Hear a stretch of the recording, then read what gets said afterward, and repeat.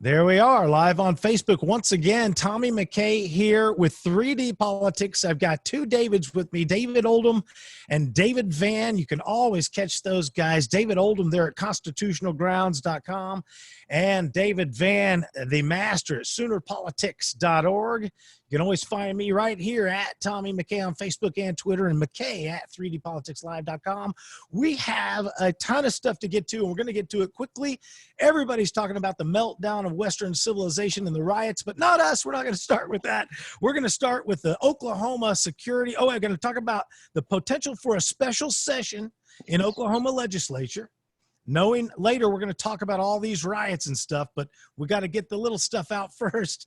And so there might be a special session in Oklahoma legislature. And also there are, as the Oklahoma Employment Security Commission says, they're finally sending out the federal money today. Yay. Also, churches, it's like a chicken versus a state, church versus state from constitutionalgrounds.com, a story out there where they're going to discuss what they can and can't do. So before we start everything, anybody got any updates? Time is moving quickly these days. Yes, Tom. Yeah. I've got an official announcement. I want you all to rest assured that all of my opinions tonight, all of my analysis is data-driven, in keeping with the governor's example. Good idea. And based in science. Yes. Well, Good. just to let everybody know, I will be more remote than usual next week. Heading off to the East Coast again to do a speaking engagement in Connecticut, and also looking to be meeting up with patriots out there in Connecticut and New Jersey all next week. Good. So I will probably be remoting in for next Monday evening. Excellent. So yeah, all the stuff is going on. And before we get to, and also I've got big giant news concerning GT Bynum and my position concerning the mayor of Tulsa, Oklahoma. After his meeting today, I was able to watch the entire meeting through a Facebook feed. I shared it to the 3D Politics page. Yeah. And so I just want to talk a little bit about GT Bynum and my attitude about him. And we'll get to that later. But first, tell us about the special session. And why has your opinion changed? I think he's taller. I think he's taller. To me, the stature is changed. Well, I've lost it, guys.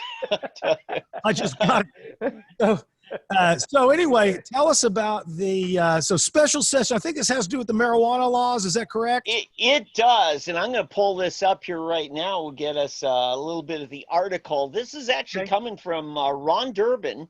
He's now a blogger for Sooner Politics. He is the leading marijuana policy attorney. And on Friday, he was down there at the Capitol, met up with Representative Fettgatter, as who many of you know has really kind of spearheaded the framework that the legislature feels is so important, and that Oldham insisted there be about.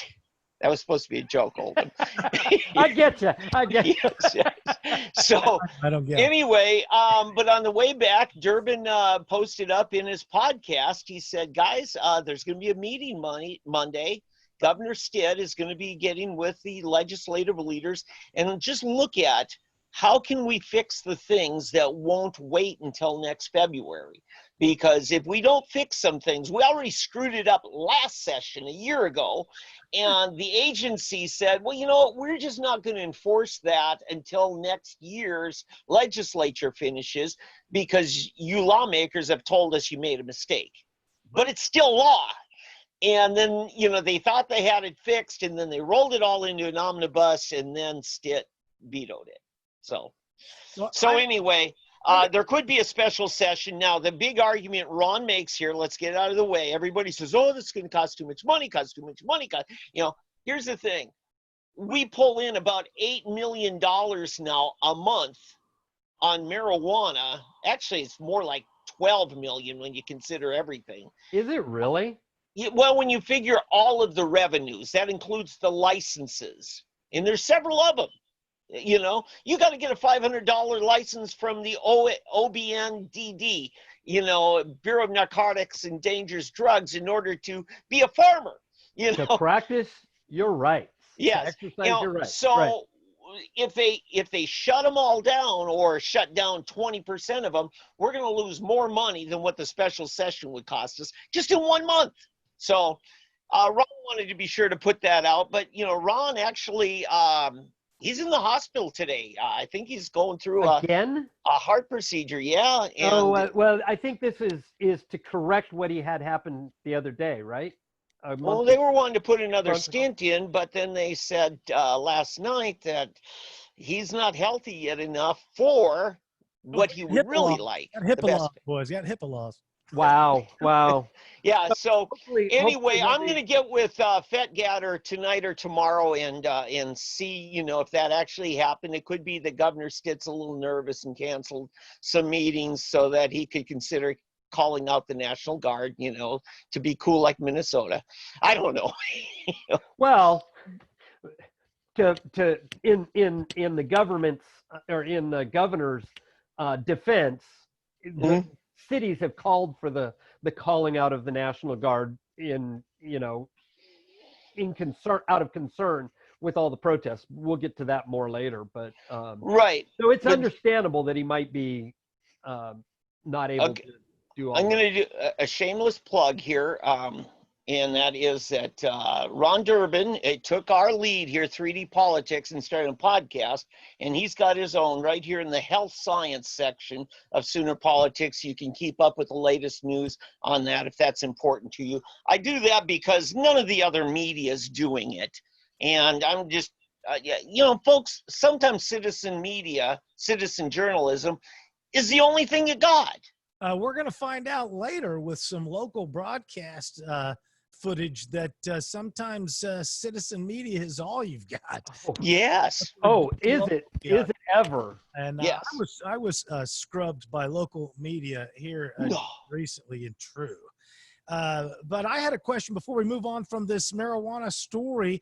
Isn't part of the pressure, I guess this is what you were alluding to, I mean, if it was something that could wait, it might be able to wait, but with this kind of revenue, isn't that leaving loose ends for financial stuff?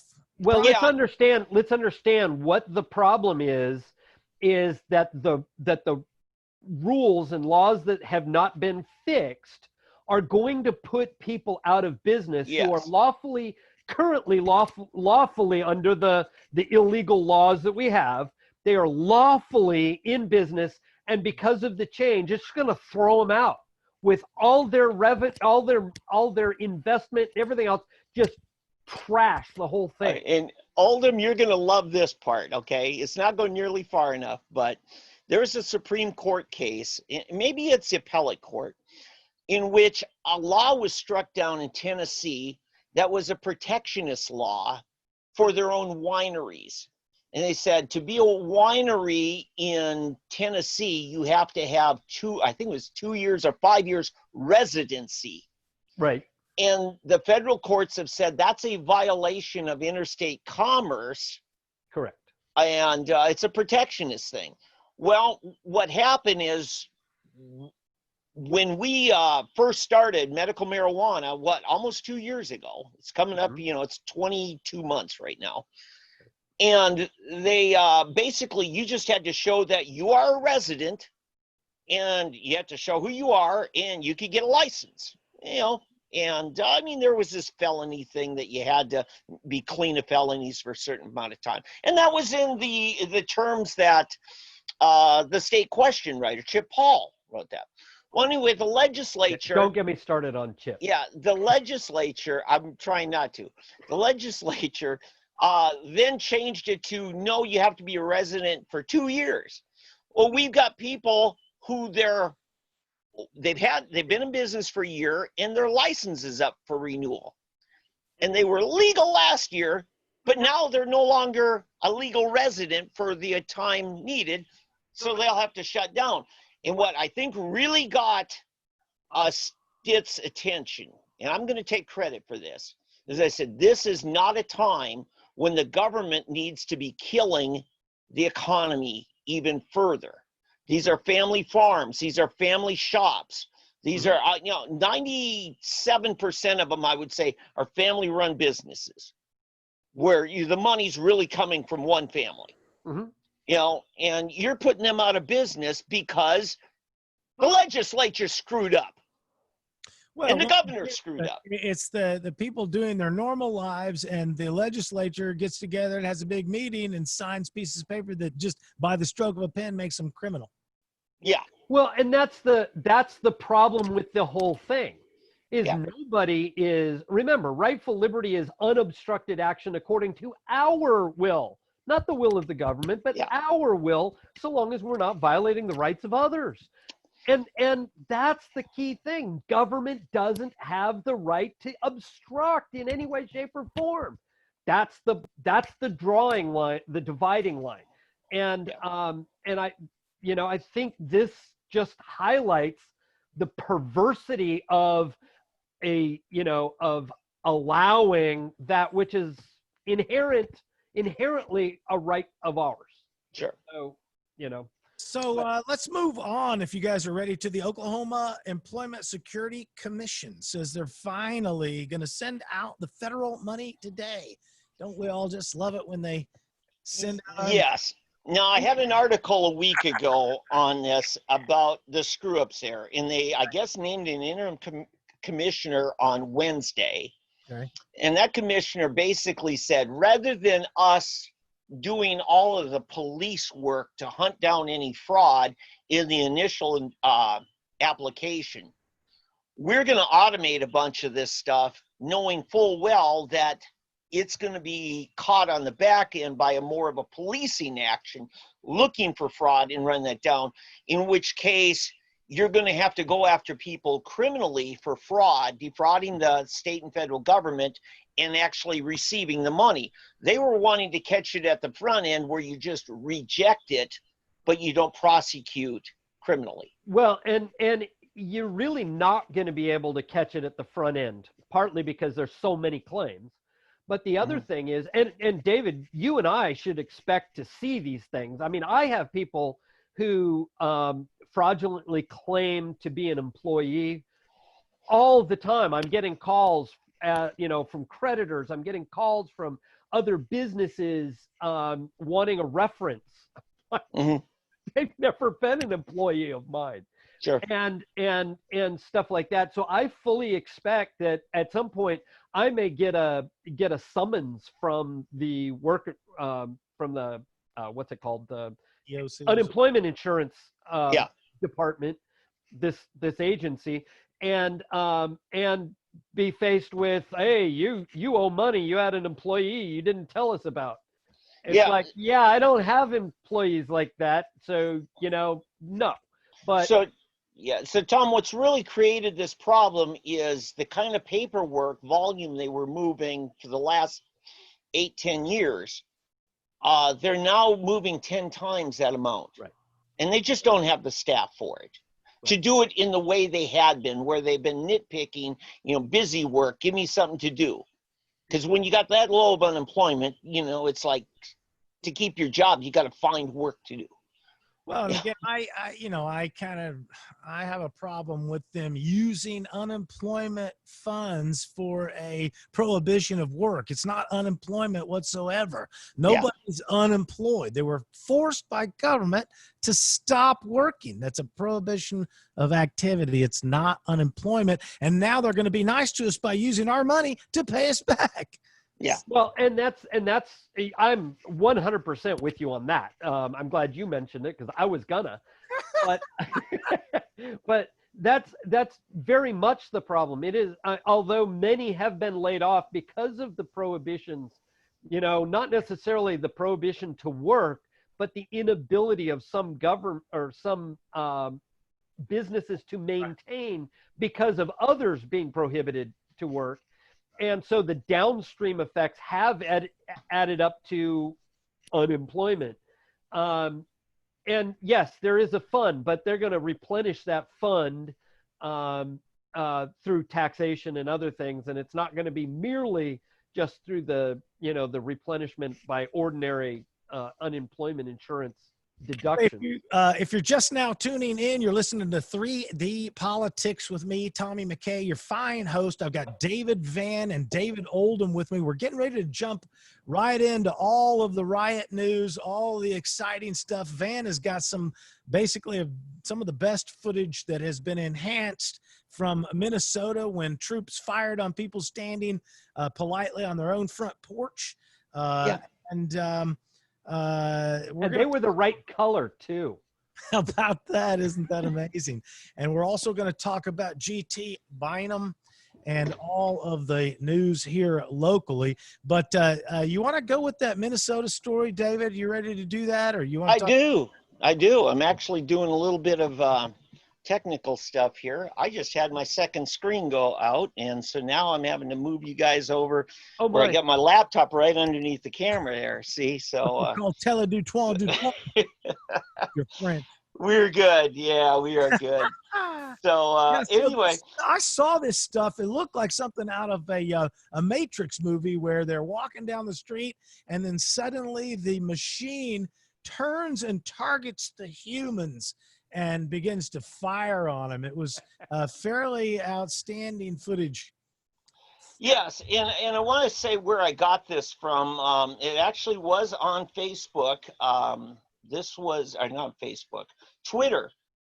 Tanya Curson. Now she lives just off of Lake Street, and she's it's just maybe 4 blocks from that precinct 5. If you were watching Friday night and Saturday night, what was going on here with all the cops after they burned down one precinct, my old precinct when I lived over there, Minnehaha in south of Lake Street. But anyway, so yeah, let's just watch what she's seeing. This is in Minneapolis, right? Yes. Okay. Yes, and here we go. Now I lightened up the color. Hers was dark to begin with, and then I put a couple of still shots because she filmed in portrait mode, and so I did kind of the far left, far right as static picture. And let's go ahead and watch and listen as she's describing what she sees. Let's go back here to the beginning. All right. Picture. They just keep coming. Oh, go inside! Get inside! Get inside!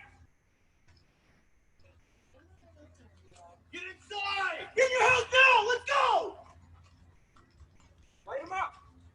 Light them up. Go inside now! Get inside! Get in the house!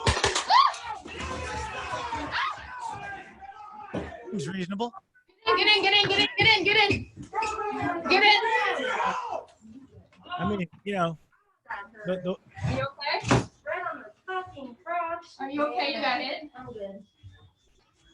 They're fucked for that, dude. What? Okay. Okay, so that's what she experienced. Now, if you see that Hummer there, we need you to. Piles of people. yeah, let's go ahead and take that screen down. Yeah, there you go. So you see the Hummer there, it's unmarked. It's probably something from the National Guard or, I'm sure we don't know. No. Yeah, it's, it said and actually, guys, I'm going to be bringing the screen back to show you the actual frequently asked questions came from the Department of Public Safety, where they spell out the rules. And these people on the front porch were actually in full compliance with the curfew as the governor spelled it out. And so the governor or mayor? Governor.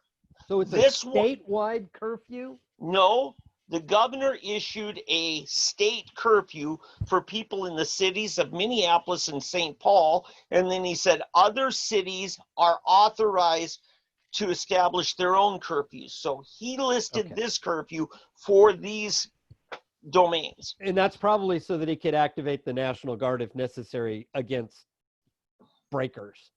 Okay.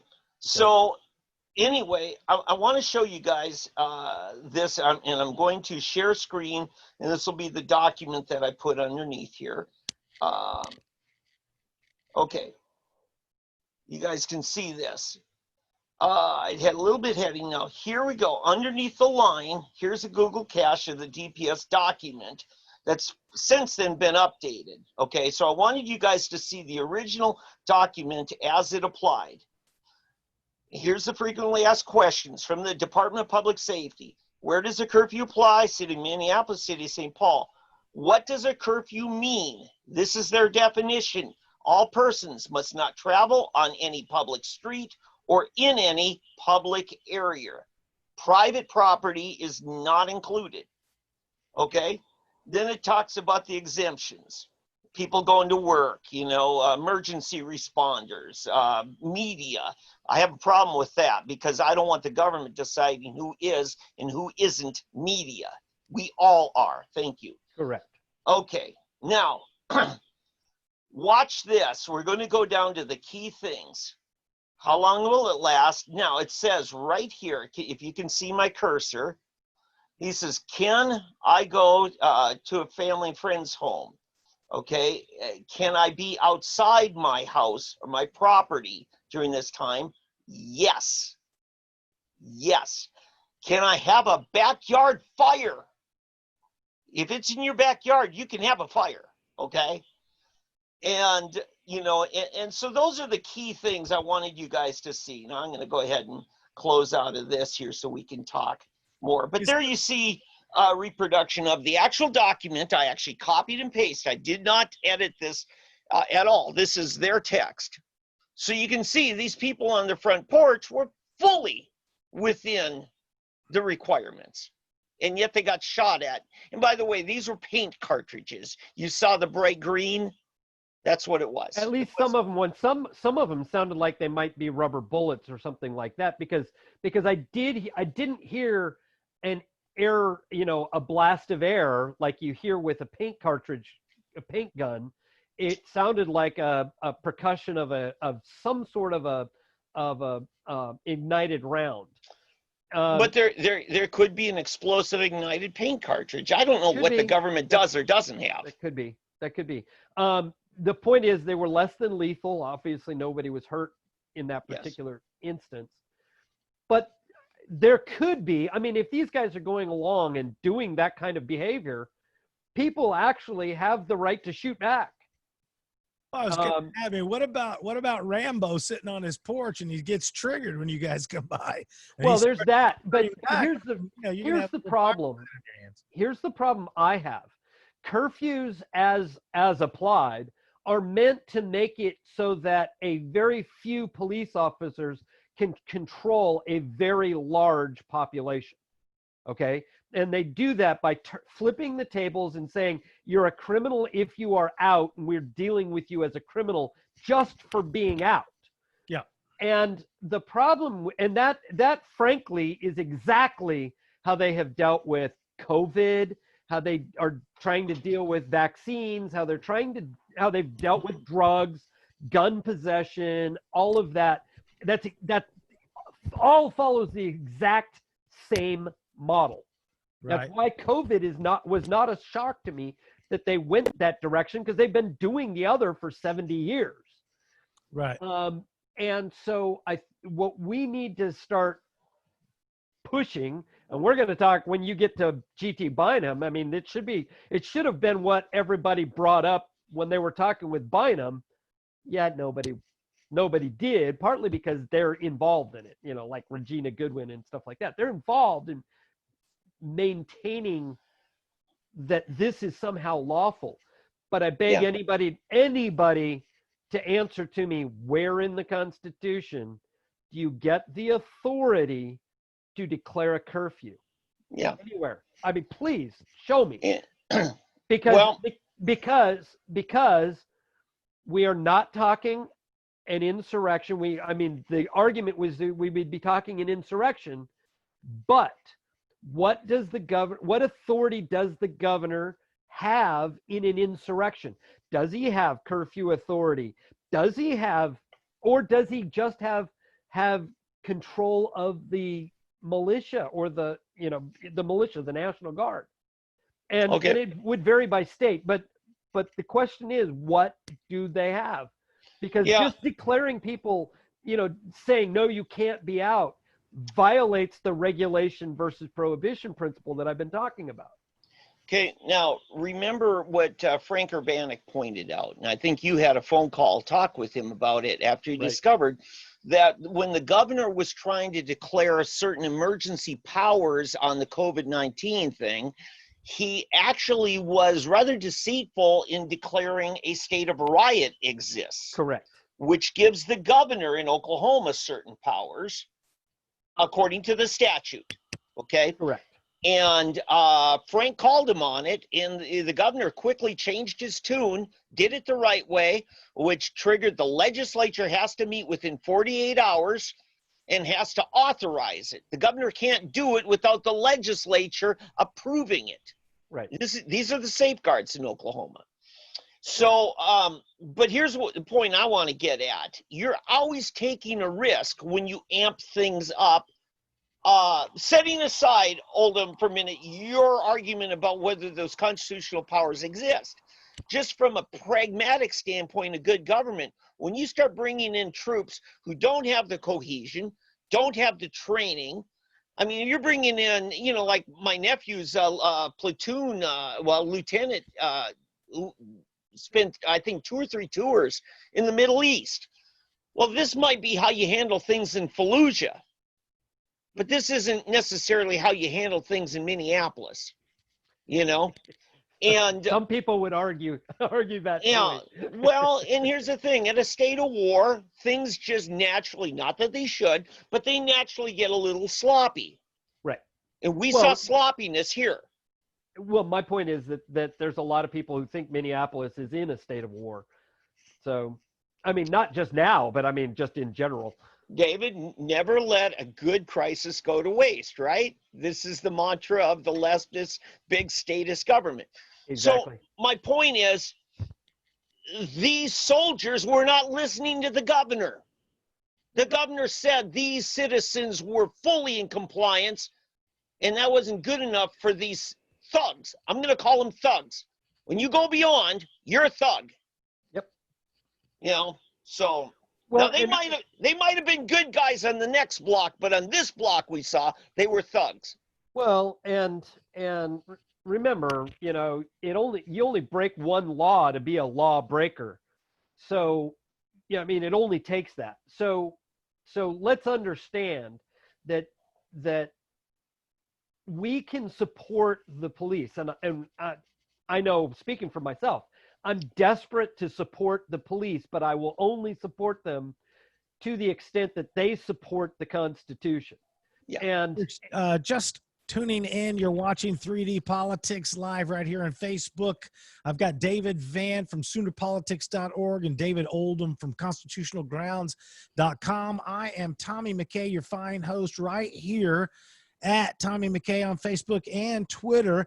I want to move on to the Mill City media. One of the things that is the best footage you could get on the night it all went down, the melting of Western civilization, this gal out in Mill City Media, and Van has got some information for us on her, but she had some of the best and I guess only footage you could get that wasn't sanctioned by the state or something. So okay, this is Teresa Blair's profile pic, and that's all I'm going to put up because Teresa's gotten a whole lot more hell than she ever bargained for.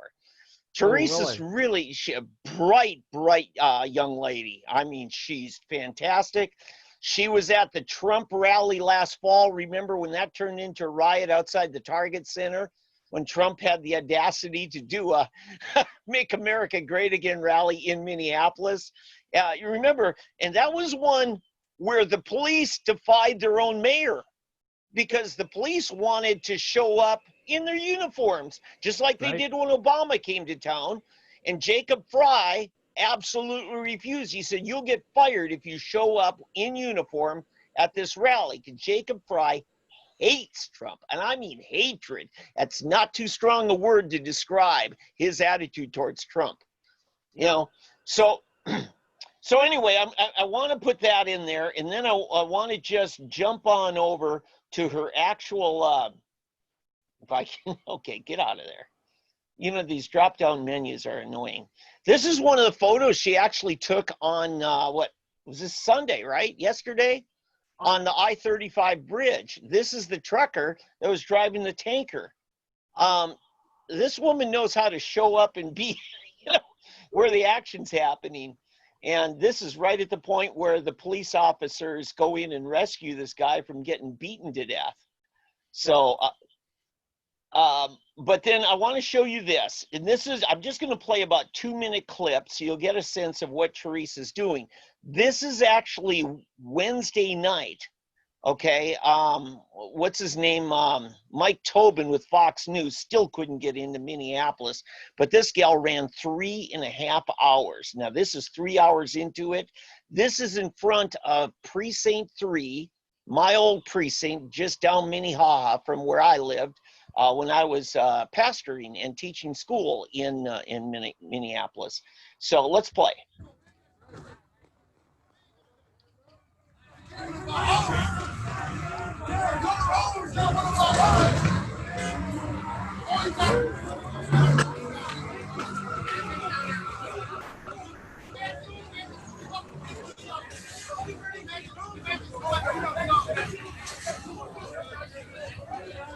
She had said there are about 150 cops by her estimation at this point.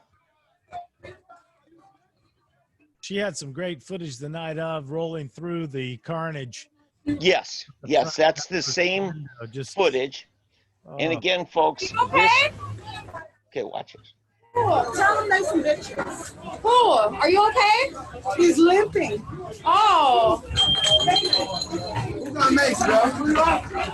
Where's he at? Are you all right? Yes. What happened? How we go?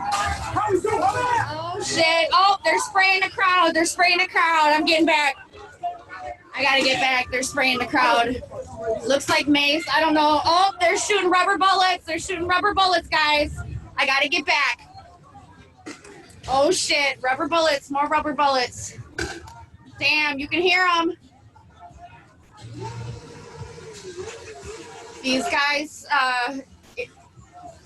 they tried to go behind the police fence. They got sprayed. They got shot with rubber bullets. All right. Okay, I'm going to stop it there. Now, later that overnight, she did get beat up because she came across some people trying to take apart an ATM machine and get away with the loot. And of course, she's filming, and that's a federal felony, isn't it? So anyway, that's just a little what Teresa's done. I reached out to her. I actually asked her if she wanted to be on tonight's show here.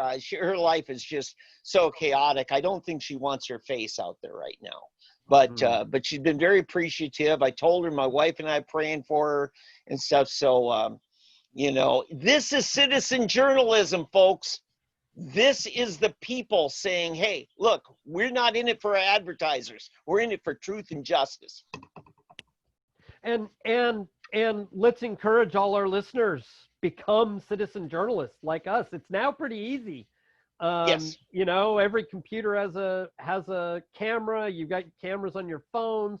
It's pretty easy to put them up on YouTube or Facebook, and we can all do this. We can show up as citizen journalists to press conferences and say, hey, I'm a citizen journalist. And get yourself in, and they truly should not be able to keep you out. I want to give you this gal a plug. This is the Facebook page, Mill City Citizen Media. There you go. And the liquor store you see on fire is right across from Precinct 3 fire station. This was the next night.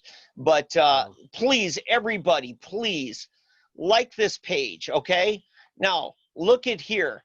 How many views? 2.7 million views of this video that we just saw a clip of. That's how much she's making an impact. That's unreal. That is unreal. So anyway, and she, by the way, she does have a Patreon account set up. She could use some help.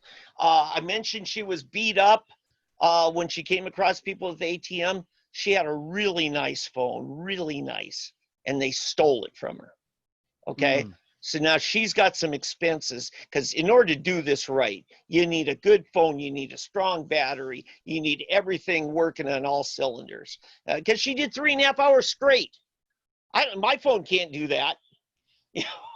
So, one of the things, back to the citizen media, I said last week, it's going to be citizen media against citizen tyrant, because that's what you're seeing. As Dr. Science Troll here, I go visit the live feeds, and that's what happened to me just this week. GT Bynum was on talking about the COVID. This is before everything melted down, and saying things I disagreed with, saying that the data shows that there's direct influence of social distancing, and it's just that's not a logical, scientific, accurate statement. Van, you said the other day, if I can't catch something from somebody in Ireland or whatever that was down, if I say, hey, you stay away from my daughter and she won't get pregnant, that's not science, that's control. So I mean, it's a real simple deduction here. It will be true, though. It is true. Control will work. Yeah. Well, at least she won't get pregnant by that guy. Tom, I want to share something. I was once part of the media in Minnesota, and I want to show you this. I won this award 50 years ago. My first media job.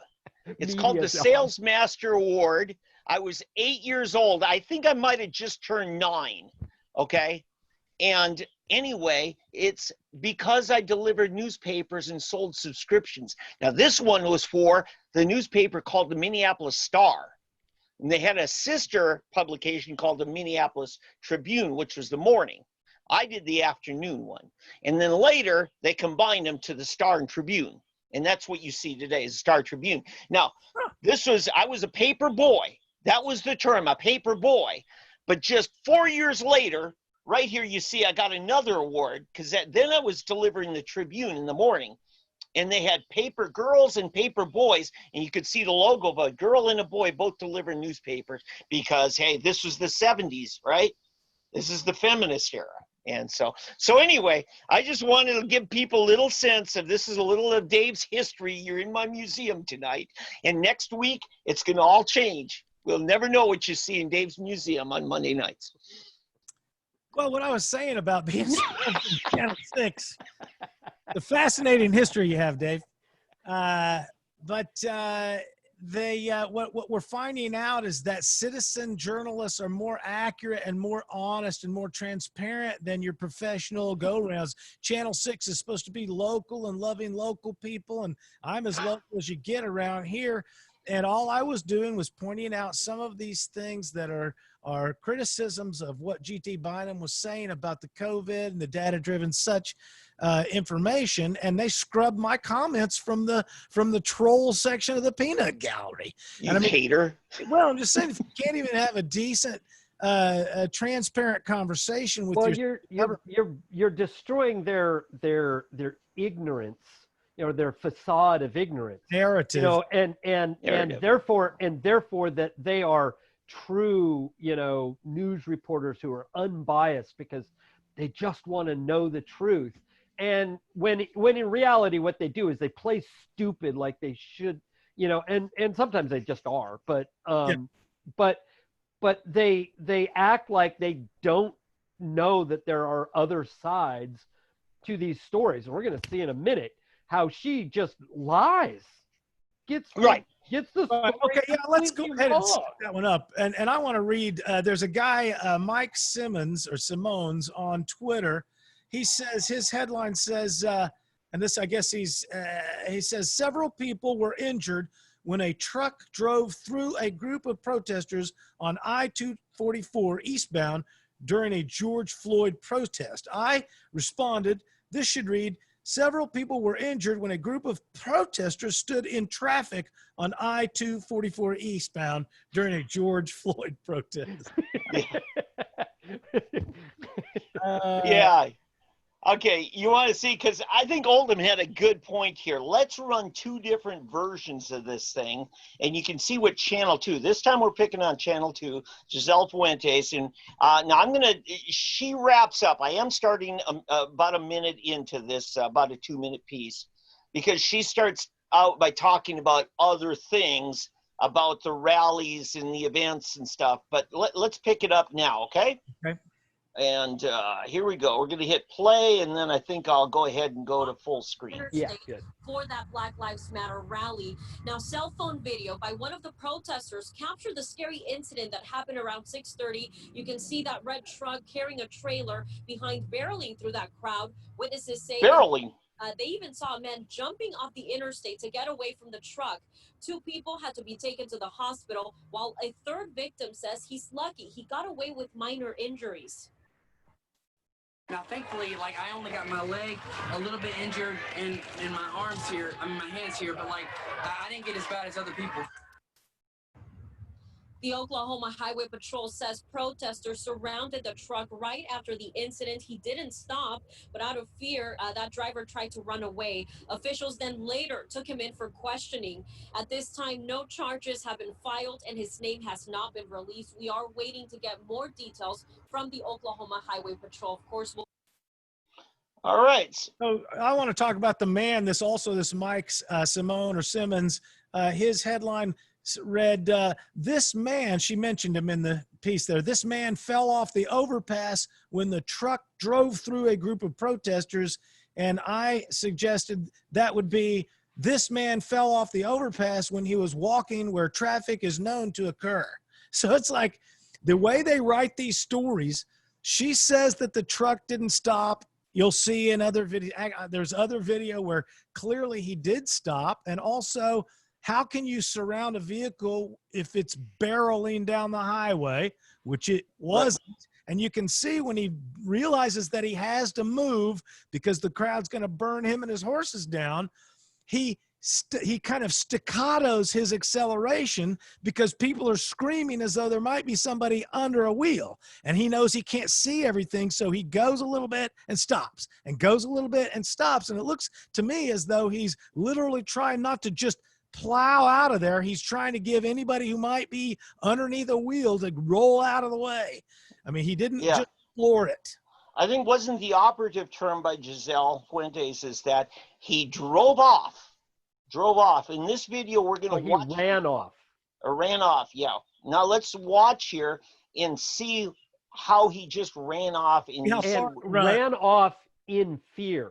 It was, she goes into so much stuff that nobody can know. Well, he doesn't run off in fear. He runs to a point B called the police officers. Yes. Let's take a look at this.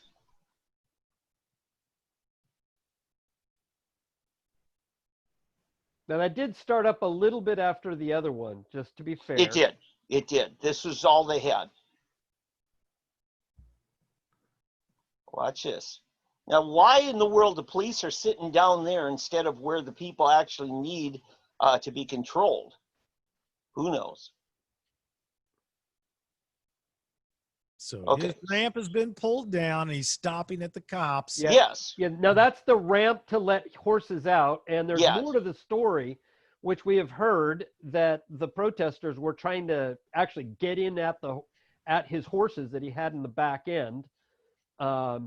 And obviously, we can see evidence the fact that they had been messing with the back of his trailer because the ramp is down, and those things don't just come down on their own. Well, horse lives matter, and PETA people have to protect and rescue the horses. You know.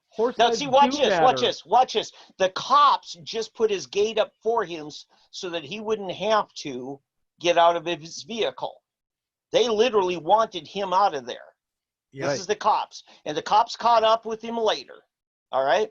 Now, I did talk to somebody, a mutual friend of this driver, who told me that, he's already talked to the cops. They have not pressed any charges or anything on this. They saw the whole thing happen.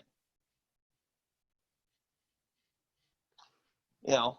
Right. We'll see how what happens with time, but the story from we want to others. Check in now with Miles Kipper. I hope I'm sorry. I right. did not know I had that. Okay. So the story is there's more to this story. Yes. And that is that there's another side. There's the driver's side to the story. Sure. But what you saw in the first video that when he's barreling through was, and especially that little woman in the front with her back to the truck, trying to hold it back like Tiananmen Square. It's you know, where literally she will not get out of the way. It's not like she is you know, an innocent party in this thing, and the fact that he has actually been attacked. Yes. Where his horses are starting to freak and they can really hurt themselves. Okay, there is a traffic statute in state code that's called impeding the flow of traffic. And it applies to vehicles that are blocking lanes, going too slow, things like that. It can also apply to anybody who sets up a barricade on the road. And by the way, this is interstate. Last I checked, at least when I was getting my driver's license, no pedestrian traffic could be on an interstate. Also on Channel 8, Tulsa's Channel 8, I've got another rewrite of a headline, but Bert Mumolo has some video from Channel 8 that I believe, if I rewatch it again, this is on Twitter, shows the truck stopped. I mean, literally stopped. Yes. Yes. Well, it was stopped beforehand. They started throwing things in the truck. So the alternate story goes, the horses started freaking out, and you can hear that in the truck up front because, you know, it all transfers through the trailer hitch, and you can hear all this stuff, and so he's like, okay, we got to get out of here because they're gonna harm my horses. They're gonna maybe harm me. You saw people banging on his windows trying to get into his own truck. And the last thing you want to be is Reginald Denny. If anybody is old enough to remember, Reginald Denny was pulled from his semi during the LA riots in 1994 or 92, excuse me, and pulled from his truck and beaten with bricks. Yes. To within an inch of his life. And that's the last person you want to be, or the last situation you want to be. It's time to get out of there. And you know what? These people who are causing the stoppage so that others can break in are guilty of the crimes of, you know, complicit in the crimes of, you know, whatever damage would come, physical or property. So Bert Mumolo has this line here that I rewrote for him. His line reads like this: demonstrators hit by truck. 2 people were transported after a truck rolled through a crowd of protesters on I-244. OHP says they've been talking to the driver. Channel 8's Bert Mumolo spoke live with one of the people who was hurt. And I wrote it like this: violent rioters hit by a truck. 2 people were transported after a truck was forced to evacuate through a crowd of attacking protesters on I-244. OHP says they have been talking to the victim. Channel 8's Bert Mumolo spoke live with one of the people who was assaulted by agitators. It's pretty easy to write the news properly if you just look at it accurately. Yeah. Now, this driver who's handling horses may actually have seen just hours earlier this incident where another driver ended up in the hospital because he happened to come across some people who were actually blocking I-35 in downtown Minneapolis here. I want to show this scene for you. This is just a very short clip. And here we go. Oops.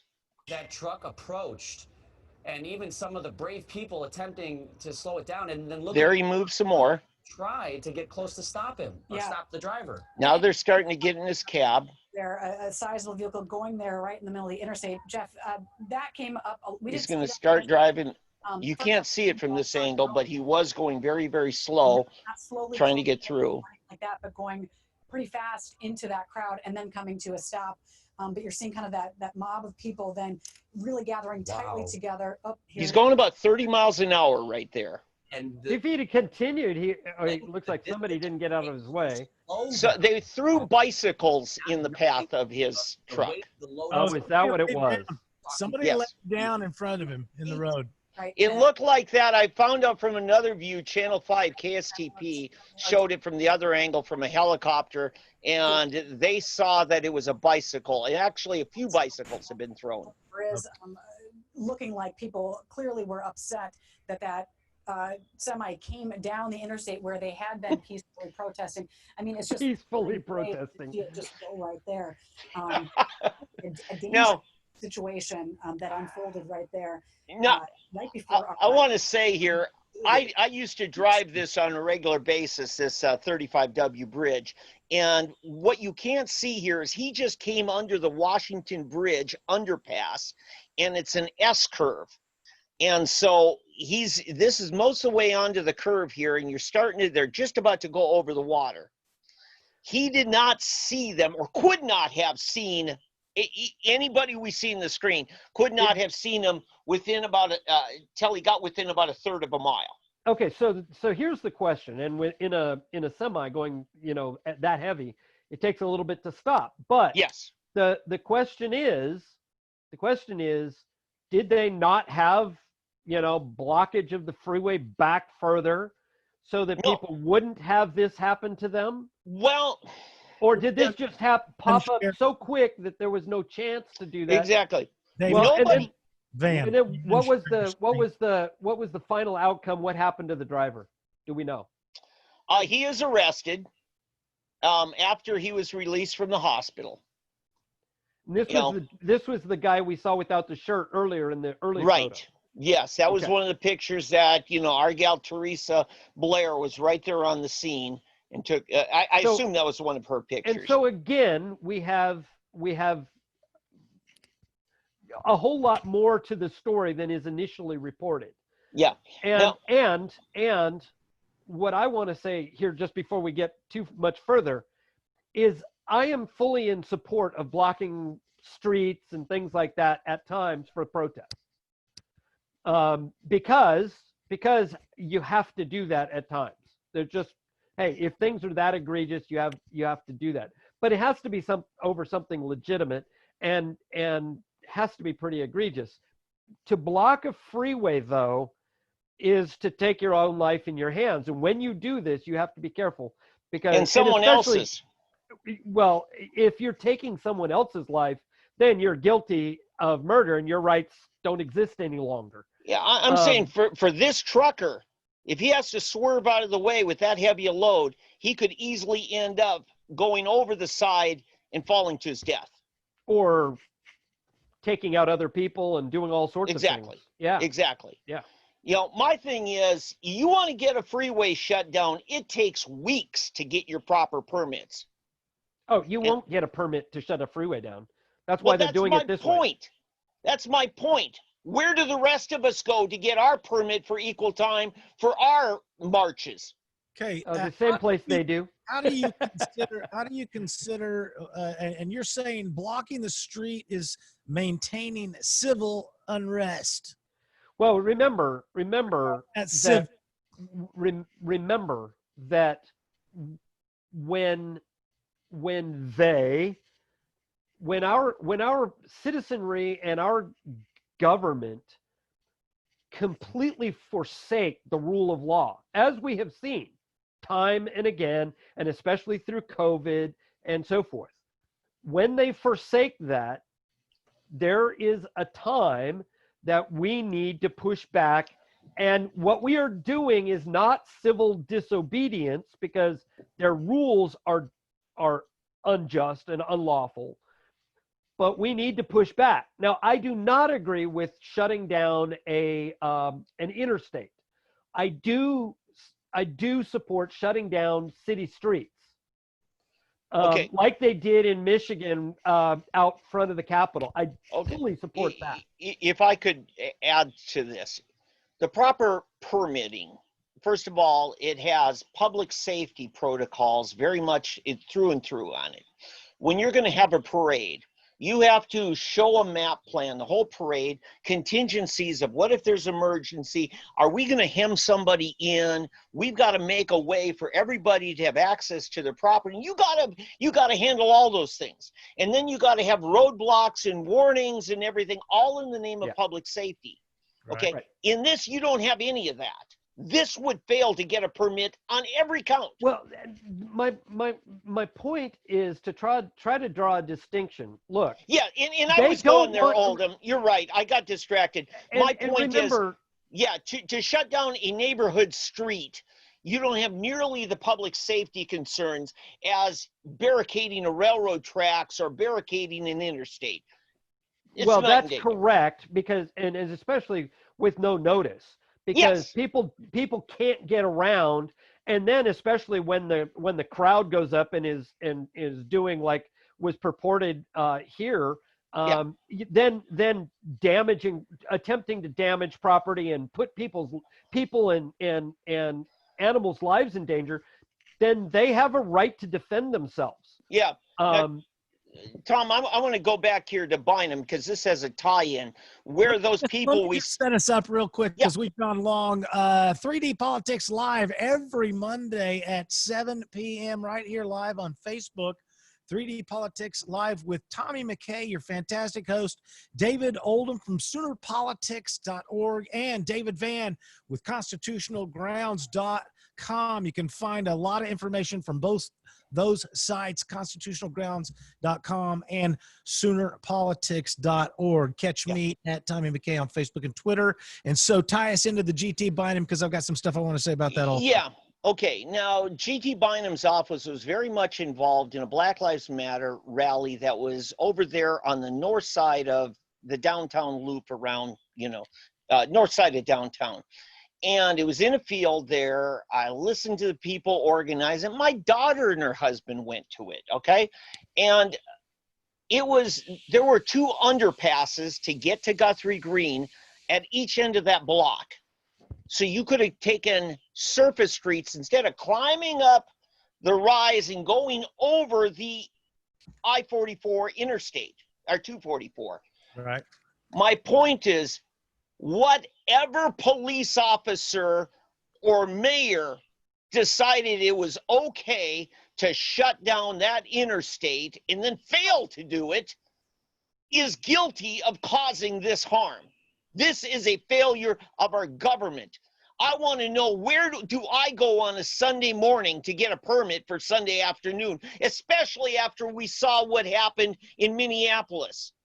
Right. This is a screw up. It has Bynum's name all over it because they could have easily taken at either end of the block of the field they're in and walked surface streets, straight line. And people were taking their children up there. That's what's so sick about it. Tom, I'm going to channel my inner Bynum right now. They ought to be ashamed of themselves. Oh, yes. Yeah, shame on you. Shame on you. Yeah. Yeah. I'm saying it, man. That is idiotic, I mean, yeah, if you're going to, I've seen some of these videos where they're like, well, they tase the guy in front of his children. And I'm like, dude, when you have your children in the car is not the time to make a stand with the cops. I mean, it's a real simple thing. Oldham. Well, I was going to say we don't know what's going to ultimately transpire, whether some of these protesters that go up on onto the interstate are going to eventually be charged or not. Right. Most likely not. But there are lessons here for those of us who are fighting for actually, for real causes. And we'll get to more on the Bynum story and some of the ridiculous, things that they have demanded in order to stop their protests and things like that. But the point is that we who are fighting for liberty need to do more than we have. And if you're going to go and beg the people who are committing the atrocities, who are committing the criminal acts in government for permission to protest them, then we are going to fail. And I think that's a lesson we can take from this, and we need to take from this. There's a lot of people that I have are connected with on Facebook and such that are GT fans. And of course, they just couldn't understand why all this time I would oppose all this collectivism and such. And then today, when GT met with the hashtag We Can't Breathe Black activists, or whatever they're called, the Black Lives Matter, whatever the group is, there's a 30-some-odd minute meeting that I posted to the 3D Politics Facebook page. of Mayor Bynum and the police chief with the grievances. It's what Van talks about all the time, proper grievances. And did you notice that they were not socially distanced or wearing masks? Well, let's just say they were quasi distances by about 3 feet. So my point is that I watched the entire meeting, and I got hats off to Cassia Hall. You can really see their training coming through in our mayor. He was able to listen to all sides, and in about 30 minutes, instead of making this meeting go on and on and on with no conclusion, he was able to say, look, here is a statement that I have written down that I think it's a consensus statement that he thought he could get behind. And he read it. And it was brilliant, because what he did was he took everything they were worried about and fixed what he could at the moment while still preserving of what he wanted to preserve. He was struggling for transparency is what he wanted.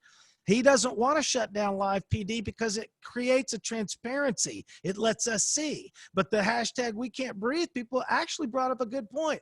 That these people sign waivers. It's an advertised or driven market.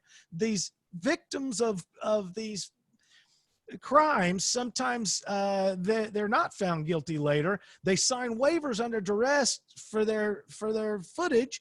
And this is exploitation. I think that's actually a pretty good point. So what I thought GT made an excellent statement. He says, we're going to end the perceived exploitation through the live PD, but maintain the transparency of the Tulsa police through a YouTube nonprofit, which I got problems with nonprofit. That's a whole nother thing, but basically not a profit oriented, business. So where Tom, is this what you're showing I here? shared that. Yeah. Okay, so folks, you can go to 3D Politics on Facebook and pull up that video. That's this afternoon. I just want to be sure. It's 30 minutes long, and this could have easily gone on and on and on and on and on with all the platitudes and all the discussions. But at one point, you can see GT, and I noticed this about him when I debated him. All of a sudden, he kicks in and starts writing stuff down because he's solidified something. And, yes. And he started writing down his mission statement. And when I congratulated him on it, everybody I knew switched around and said, I hate him now. I mean, now I'm like, everybody's like, whoa. So I'm like literally proud of our mayor. I thought he did an excellent job. He showed some of that debate training that happens at Cassia Hall, where he summed up what was the pertinent rubber meets the road stuff. He met Regina Goodwin, who is just an unpleasant person to sit and talk to, and yet she has her sharp edge for her reasons. And he took her issues, and I think she made some fairly valid points. But I thought our mayor did a fantastic job today. I was surprised and amazed and glad to give him a pat on the back for such a guy. I think he did a much better job than I could have. Yeah, no, I'm sorry, David. No, I was going to say, but no perfection here. He's back to wanting more unconstitutional stuff to deflect from him and his responsibility as mayor. So for the viewers, one of the things that he wanted, was, well, let's go ahead and end the live PD. And frankly, live PD, everybody knows that on live PD night when they're out, used to be Friday night. Now it's almost every night. But it used to be Friday nights because they had the cameras out. The cops acted differently. Yes. With the cameras, and so that was a problem to the community. They were the cops were actually a menace to the community. And so that is legitimate. Same thing with the protesters. The cameras come out, they act differently, and they're a menace. Oh, yes. Oh, yes. And you'll notice that they only come out, at live, what's it called? Press time or whatever, when they can go live. And it doesn't much matter the other times. The other thing is, though, that one of the things that he found consensus with was to restart the push for the police commission.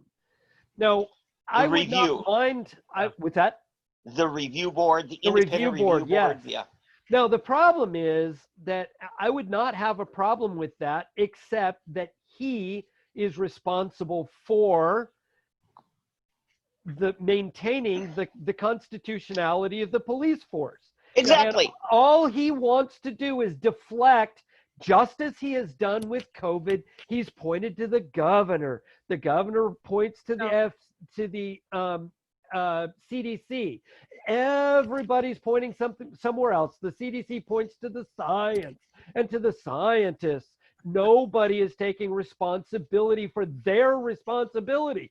Hey, if an unconstitutional act happens, just like in Minneapolis, a cop murders a man. Yes. It is time to deal with it right then and there. The cop needs to be dealt with and brought to justice. GT is unwilling to do so, so he wants to put in another review board, another layer that he can then say, look, it's not about what I want to do. Yeah. There's other people, and that way he will never be actually held accountable. And that's that flexing on his point is much like Trump, and that's nothing but a populist move. He wouldn't do it except for there's pressure from the populace, and that's okay. Listen, Jacob Fry, mayor of Minneapolis, who I do not think highly of at all, took the lead and fired this cop within hours, less than 24 hours. This guy was fired, and now he's in jail. He's charged. He's on suicide watch. So how do you do that with the review board as part of the official process? So if you're talking, well, somebody wanted to answer that because you just lit me up on the white privilege comment, the concept. Because when you start talking about white privilege and who's going to be held accountable, how can we hold this white cop accountable? How can we forget the race for a second? Yeah. How can we hold a low-level cop accountable when you can't hold Hillary Clinton accountable for high-level crimes? Yeah. The white privilege happens at the top, not at the low-level cop. Yeah. The reason people are ticked off because we're not enforcing the law against the high-level criminals. Hillary Clinton, Bill Clinton, and it crosses over the race card with Eric Holder. When is he ever going to pay the price? Well, does anybody remember Vince Foster? Who paid the price for that? That is the white privilege that everybody's ticked off about, and they're letting the rioters are taking it out on the proletariat. Yep. Right. Well, there's a plan, there's a reason for that, and that goes beyond any claim of injustice. Remember that this was a planned event looking for a trigger. Okay? These things are planned. Remember that the agitators are Antifa, not necessarily the Black Lives Matter folks.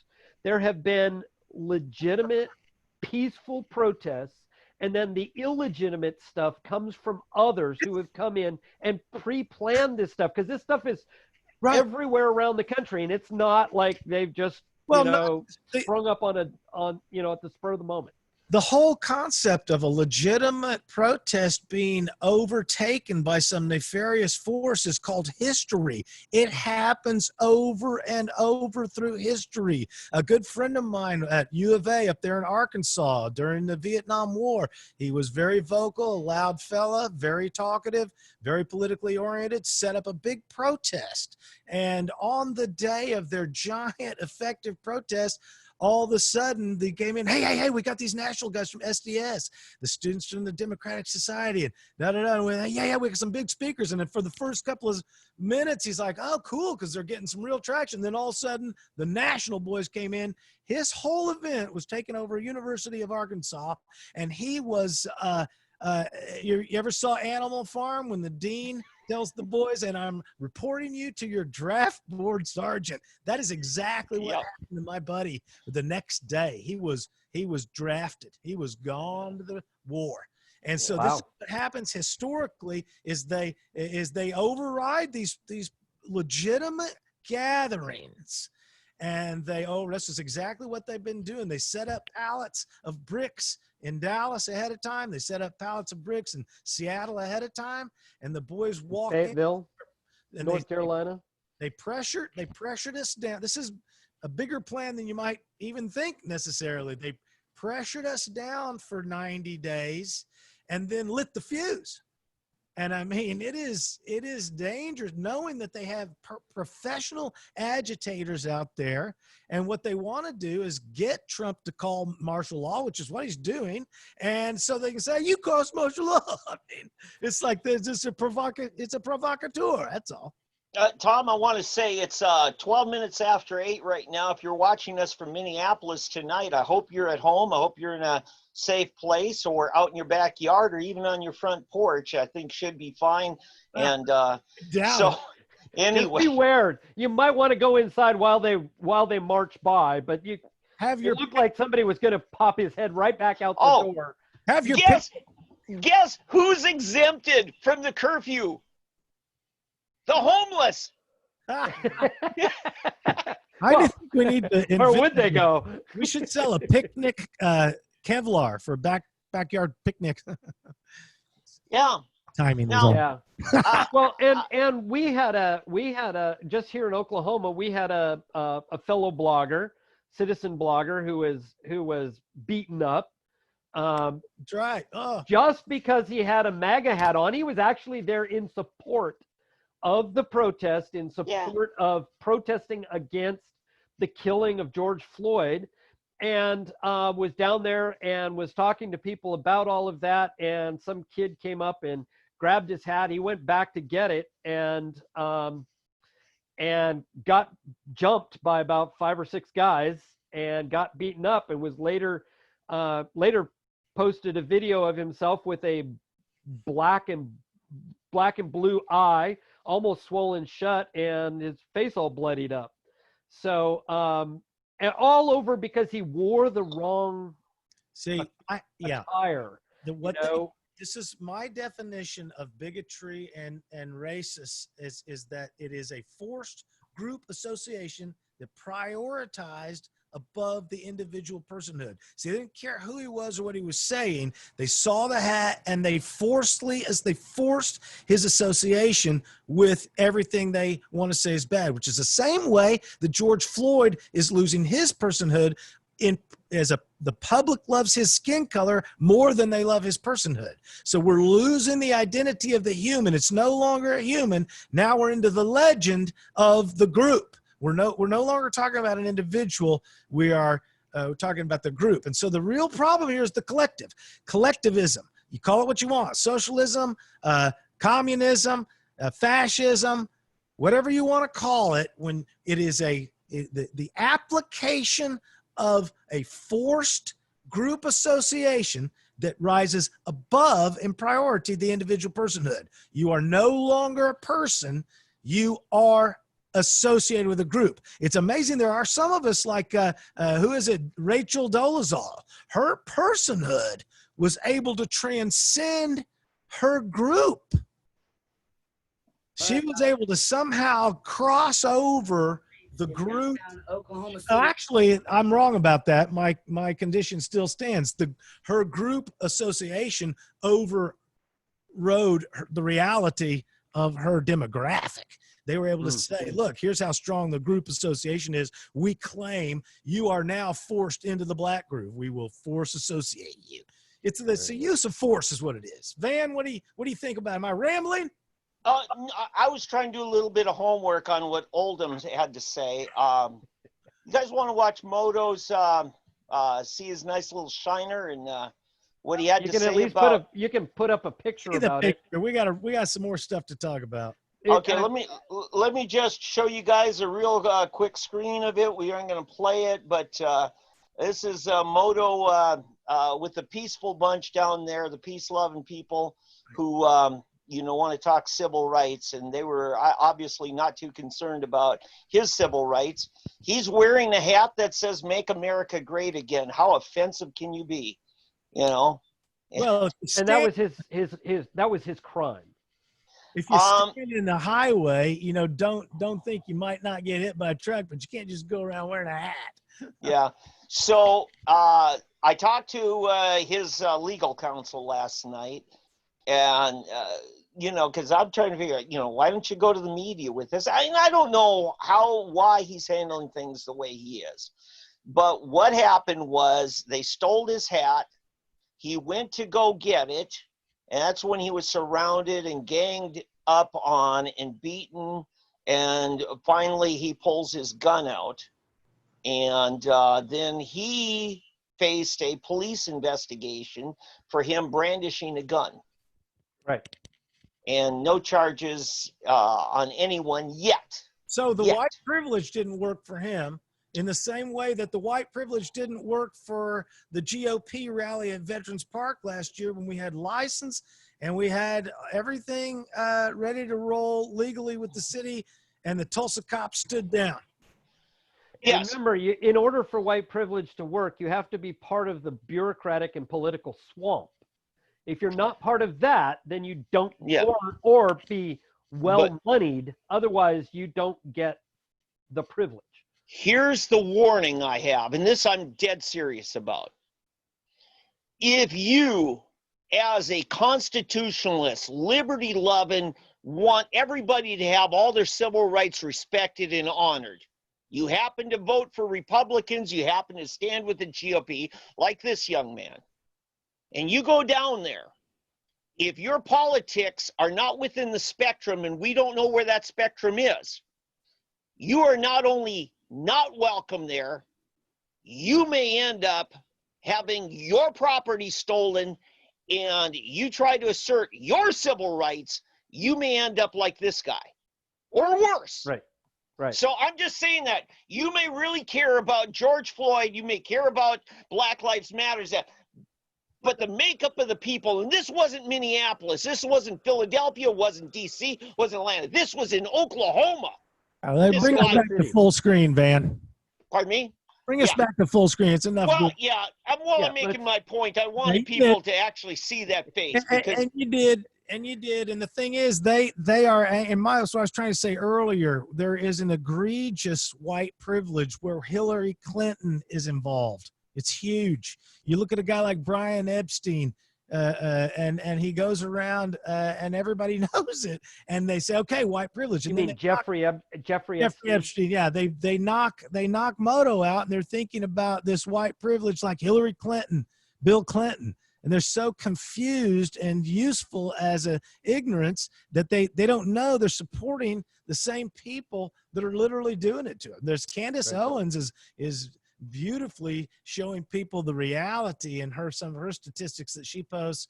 I think go ahead, Van. Two things. Yesterday, I found out my daughter was going down to the event at the OSU Tulsa campus on the north side of downtown. Okay. You know, maybe I should go down there. And I listened to a video from the rally organizer, and, you know, she's, I don't know, chewing out somebody off screen while she's trying to do this. And I find out it's her husband. It's a black woman. And she's just kind of, you know, and finally she turns it as, this is my husband. He happens to be white. And he said, he's white. He's one of the good ones. Now, that's a racist statement. Mm-hmm. Period. I mean, you know, you guys have heard me talk about how much I'm proud of my son-in-law, a young black man who I just think has the highest integrity of just about anybody I know his age. And I would never introduce him and say he's one of the good ones. Oh, right. That's basically a racist statement, no matter what color your skin is. Exactly. Well, let's also say, let's take it back. It's an un-American statement, because aren't we supposed to think the best of everybody until they prove themselves otherwise? Sure. That's the point. That's what's missing, whether it be COVID, drugs, guns, you know, curfews, and all of that, is we assume the worst. Okay. Everybody's a criminal. Everybody's infecting you. Everybody's doing evil, and so we need to bring them into compliance. Right. Then we'll see about whether or not. Yeah, and I'm just saying, look, and I know, you know, she screwed up. Maybe she'll clean that up. But I wasn't going to take any chances. This is organized by somebody who will just, matter of factly, you know, treat her husband horribly, first of all, and then, you know, refer to him as one of the good whites, you know, and so I go, no. Well, then I see what happens to Moto, and I'm like, double no, and hell no. Well, and the thing is, there are ways to go about it where you can hide yourself and not bring, you know, stuff like that on you, but we shouldn't have to. I mean, Absolutely. I shouldn't have to leave my Make America Constitutional Again hat at home because it looks too much like the other. Yeah, but it was just I'm sorry, go ahead. But my point is, we should remember, as Americans, we have the right to express ourselves any way we want, so long as we are doing it peacefully. Right. And we should all be able to get along on that basis, even though we vehemently disagree with the points.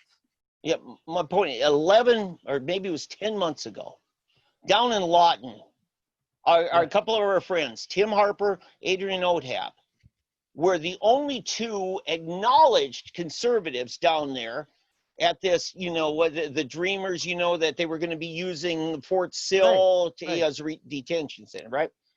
And that Tim Harper, among several hundred of these leftists, he's flying a Trump flag and he doesn't get touched. Right.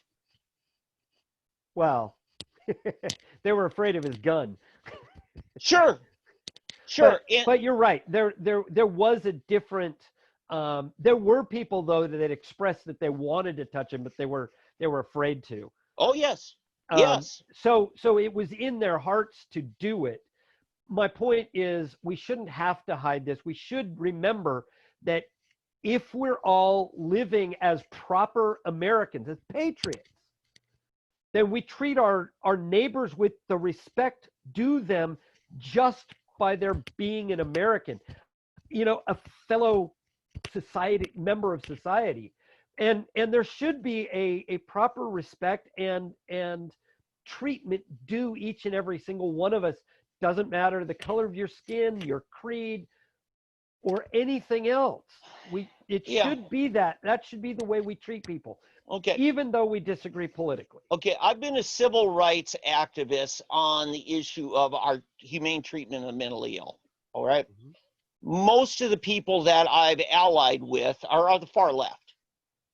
And I wrote a pretty nice thesis to them where I said, look, for too long, the people on the left have been carrying the load by themselves. And this is a civil rights issue. And we should all be banding together, regardless of our other political differences. And I think this is no different. But there are people there who are intolerant. Of course. And that's what I'm saying. I'm shaming those people. The intolerance. That's what he's talking about, man. Yes, the intolerance, even in their leadership, the outright bigoted statements in their leadership, the prejudice statements, I don't have confidence in them. So I had a discussion with a guy on the Facebook, and let me just reset once again. Yeah. We're going with more information, of course, always each show. 3D Politics Live, Tommy McCay right here, your fine host, David Van, David Oldham, talking about all things political, how the world affects us right here in Oklahoma. And the point I want to make about the society today is that we are living in the failure of another socialist system called the government public school system. It is 50 years since LBGT's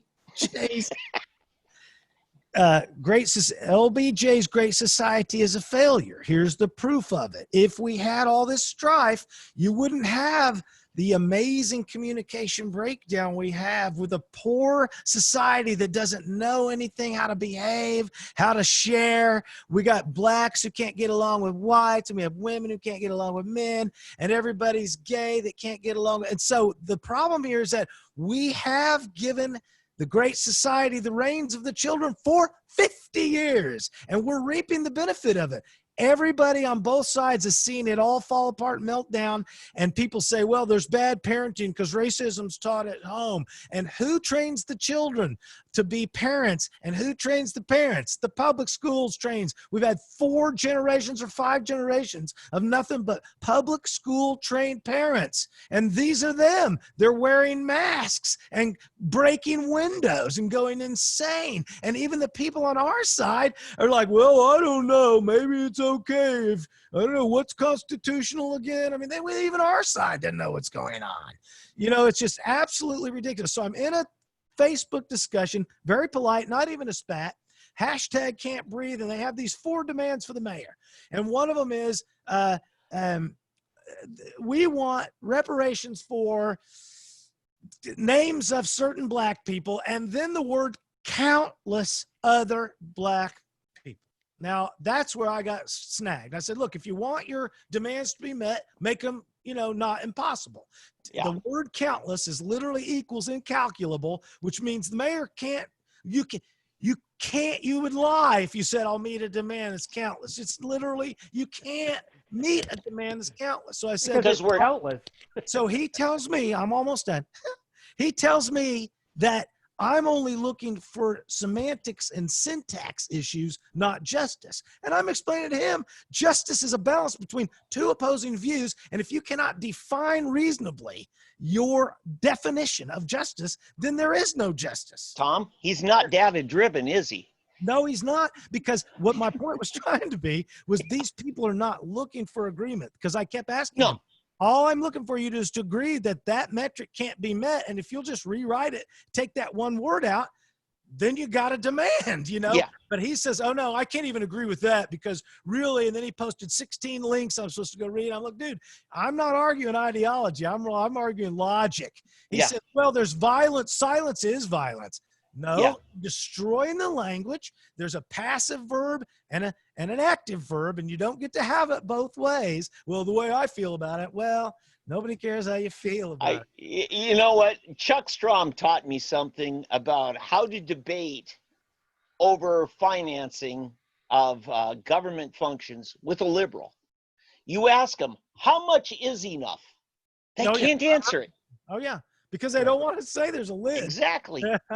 Well, and the real issue is it isn't about how much is enough. The question is, how do they have the right in the first place to take anybody else's? Well, the question is, what's in your? That's the question, because this goes down to, you know, the first dollar is the crime.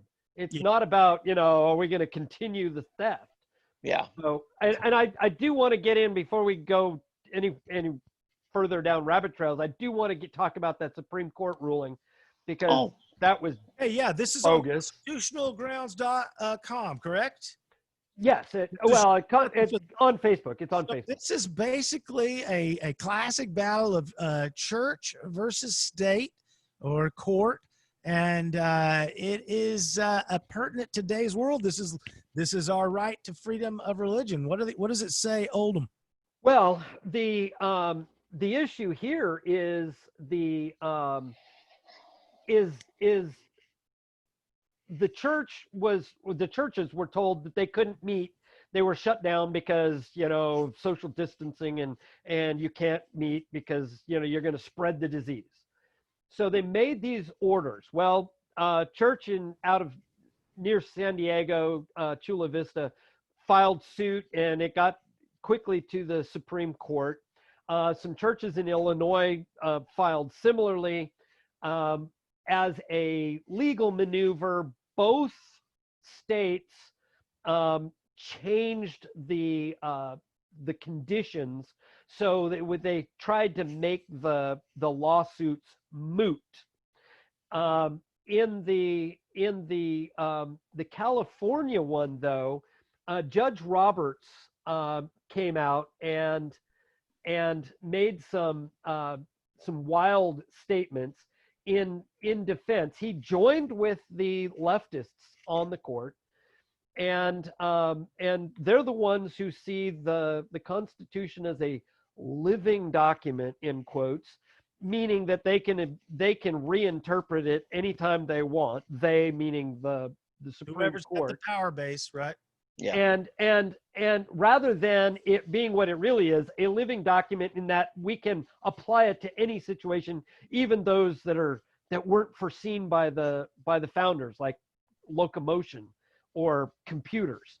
The principles within the Constitution still apply. That's how it lives, is you just reapply it.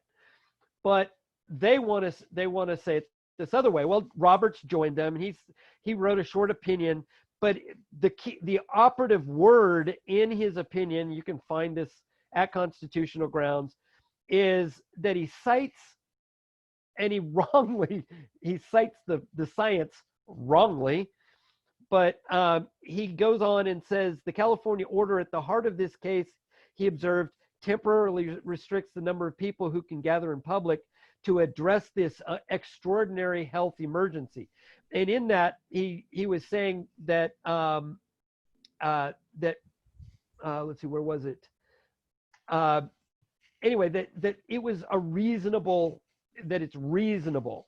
And he harkens back to the ideas from 1905 that forced vaccinations or mandatory vaccinations for smallpox were reasonable. And and that's his entire justification. He does not cite the Constitution. He cites science instead of the Constitution, and he uses that as the basis for violating the First Amendment and, frankly, all of the rest of the Bill of Rights. How would you ask any atheist what's a reasonable exercise of a religion? They'll say 0. You know? Well, that's true. Well, and Kavanaugh, to his credit, and I have disliked much of what Kavanaugh has done since he got on the court, and I've been vocal on that. But Kavanaugh wrote a dissenting opinion. This is all, by the way, done on social media. None of it is yet official. Oh. But this has all just been put out. As far as I know, it's not official. But the 3 justices who did not consent, or the 4 justices, Kavanaugh wrote a dissenting opinion joined by the other 3, and his dissent was it is unjust, and it demonstrates the unjustness of the majority of the court, because they're not shutting down businesses that substantially do the same thing, like department stores, like Walmart's and Target and things like that. Could I ask some simple questions, Oldham, Sure. just get a real brief answer so I can move real quick? Did they mention the peyote case decision back in, I think it was early 90s? I haven't read the decisions yet, so I don't know. Okay, and I'll just say for people to understand, that is the right of indigenous people's religion to smoke peyote as part of their religious service. Or utilize it, right. Yes, and in that case, and here's what the operative point, because it was somewhat precedent setting, that the question, and Scalia actually sided with the statist when he said the state does have a compelling public health interest, and that's good enough to take away somebody's religious practices if you have a compelling public interest. But they did say, and this is 14th Amendment kind of stuff, that the government then must use the least obstructive means of accomplishing their public safety, public health. Okay, so just and you are absolutely correct that actually went down just as you said. Yeah. The problem is, no. I mean, that part is true. Oldham's complimenting my constitutional knowledge. What do you kid? No. I'm complimenting your recitation of the facts. Yeah. The problem is where you were before. I'll take it. No, the problem is that this compelling government interest and the least invasive means are not whatsoever constitutional. Thank you. In no way are those standards constitutional. They are fictions of the Supreme Court. What they're saying is it sets up the government to say all of your constitutional rights are just luxuries that the government may at any time they deem it emergency may take them away at their whim. Correct. And that's exactly how they look at things. They say, oh, that's not a right. Remember, rightful liberty is unobstructed action according to our will. Anything our hearts and minds could possibly ever dream up, we get to do without obstruction of government. Okay. Which means they can't say beforehand you can't do it. They can't. So that is almost the definition of innovation, which defines our country. Yeah. Right. It makes America great. Yeah. And the problem with this is they cite science or whatever science we happen to believe right now in our groupthink as being precedent setting over everybody's rights. The problem with that is many times our science gets turned on its head. Well, as we're seeing with this. Always gets turned on its head. Even with the COVID data, it was right. That's exactly it. Back in the 70s, if you had heart issues, you weren't supposed to eat any eggs, and you couldn't have butter. You had to have margarine. Then they found out margarine was actually worse than butter. And now they're selling margarine as what's the new name that they have for vegetable butter. Yeah, because they're pushing the vegetable side of it, or vegan butter. And I'm just saying, I'll take my thousands-year-old faith and live by that before your current science of the last month that might change next month. Well, and some of it does. Exactly. Do you remember the Iceman, when they found the Iceman? Yeah. Okay, then they found his little fire patch, and I used to use him as an example of how God's word maintains forever, and then science just continually changes their story. So without even blinking an eye, they found the Iceman. They're like, oh, guess what? Man had fire 4,500 years before he thought he did. Anyway. Wow, you were off by 4,500 years. Okay, 4,000 years. You're like, Tom, no big deal. I think this is a great segue into a topic you brought up last week. You being a devout Roman Catholic and your first time back at Mass. Roman Catholic. Pardon me? I said, well, Roman Catholic. Yeah, I was going to say, the devout is maybe. I don't know who said devout, but that's a nice. Well, you went to Mass, which is more than I can say for a lot of Catholics. Yeah, that's correct. But you know, the traditions, and I growing up Catholic, I know how much this means to people to anoint themselves with holy water when they go into the sanctuary. I like the ritualistic nature of that's. I like participating in my religion. I don't like Sure. to just sit there. Yeah, okay. Okay. And so I called my mother, devout Roman Catholic, you know, and so anyway, and I talked to her, and she said up there, all the bishops had to get approval from the governor for how they were going to conduct their rites and services, and everything had to be signed off by the governor. And I just said, Mom, do you not remember all the things that Dietrich Bonhoeffer had to deal with? And I said, Bonhoeffer was a friend of yours. You're going down the same trap of getting the governor to approve how you function, which rights.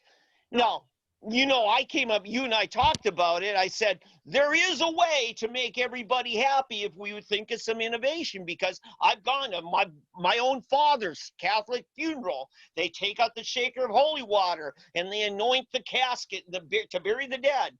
And I said, you can easily do that because yesterday was Pentecost Sunday, and it could be a symbolic, you know, of the Holy Spirit descending down upon the believers. And my mom thought it was brilliant. I said, well, did you tell your priest? Well, no, I didn't. I'm like, Mom!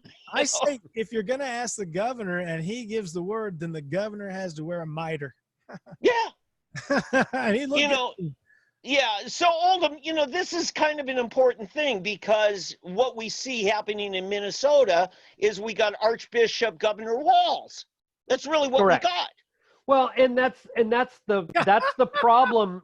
That's the problem. Although the Supreme Court, I know, is going to end up being very technical on in their ruling, but that's the problem. Is they have literally said that the government can shut down churches anytime they want. They're giving them the green light to shut down churches so long as there's a compelling government interest. And that could, obviously it can be made up, or, or not, depending upon your view, whether this is legit, scamdemic, or plandemic, or whatever. But the point is that even though churches may dispute or disagree with the way that this is done, and don't think that this ends with the churches. Remember, you bring up Bonhoeffer from World War II. Remember, Moeller after World War II said, look, remember that they came first for the gypsies, they came for the socialists, they came for the Jews, then they came for us, but there was no one left to fight. Yeah. And the same thing is here. If they can get away with going after the churches, don't think they can't get away with going after your business, with your person, because remember, they're attacking our persons. I just posted another article that came out about the New York Bar Association voting to support forced COVID vaccination. Yes.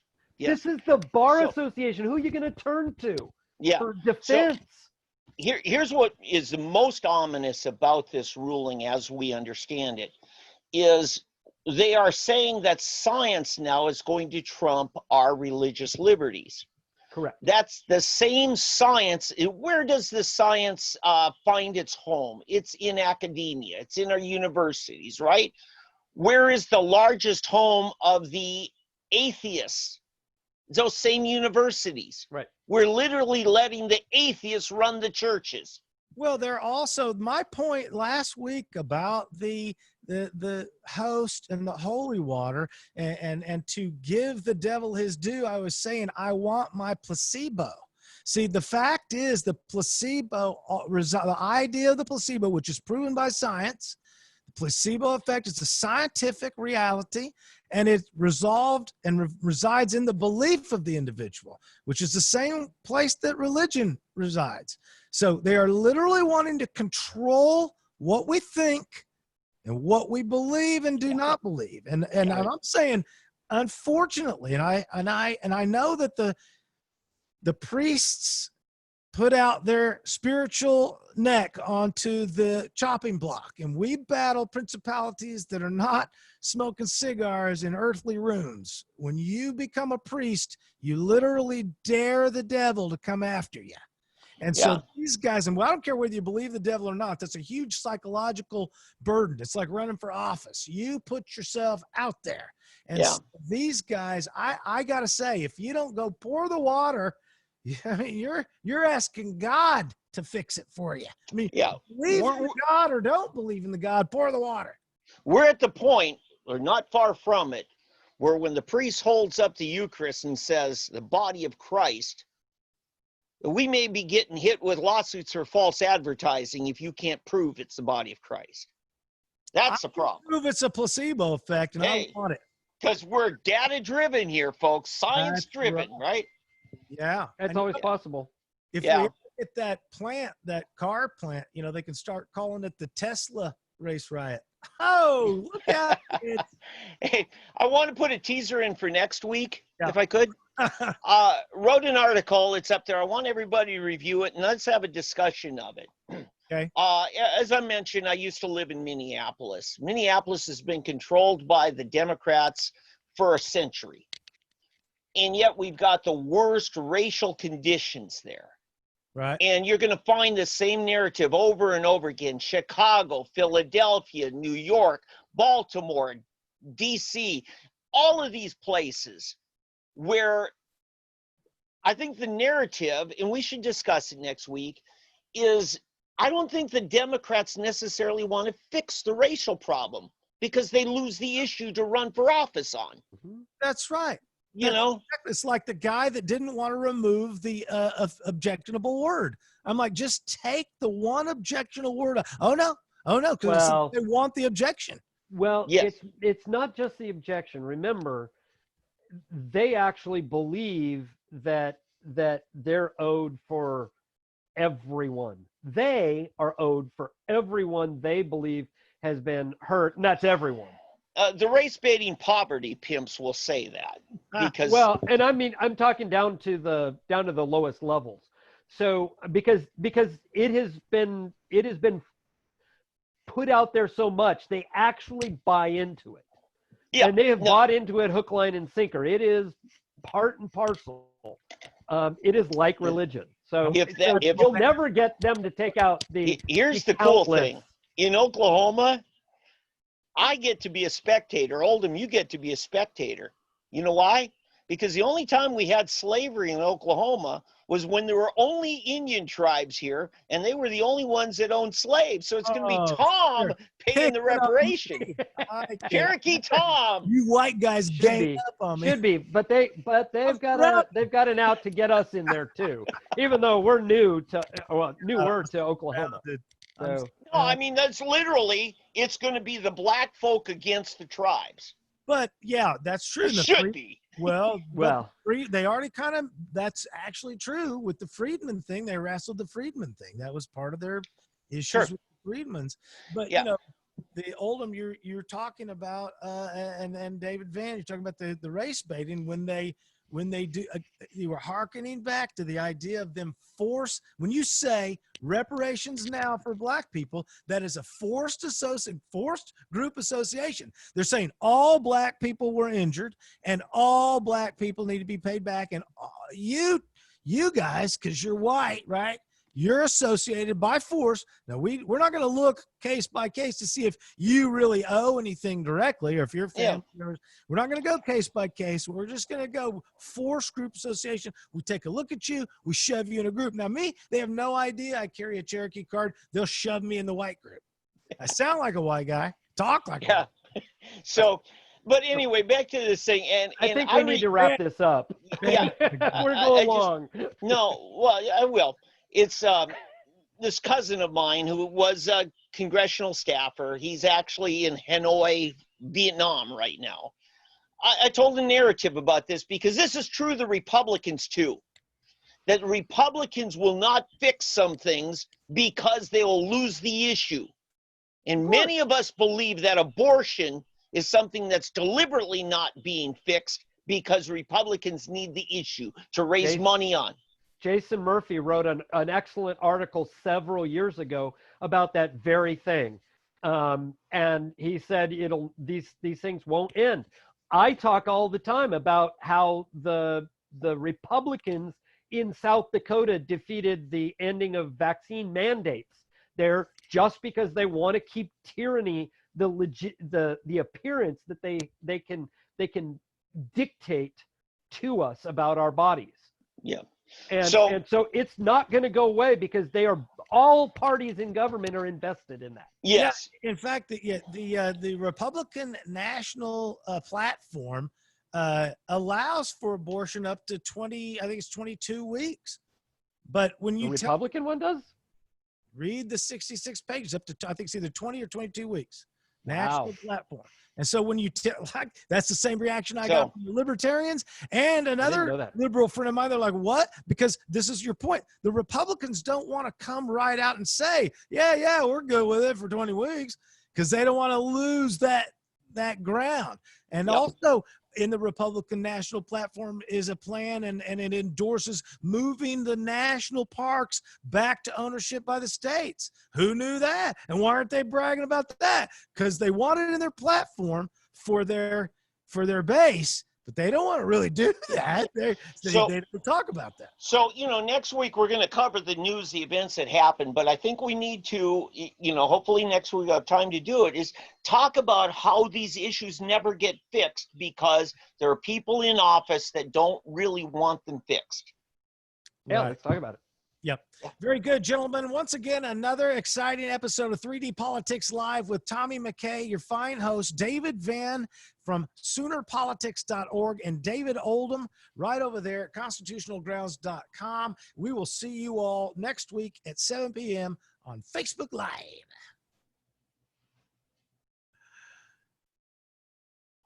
And leave meeting. And hopefully. We're off. We're done. We're good. Hopefully.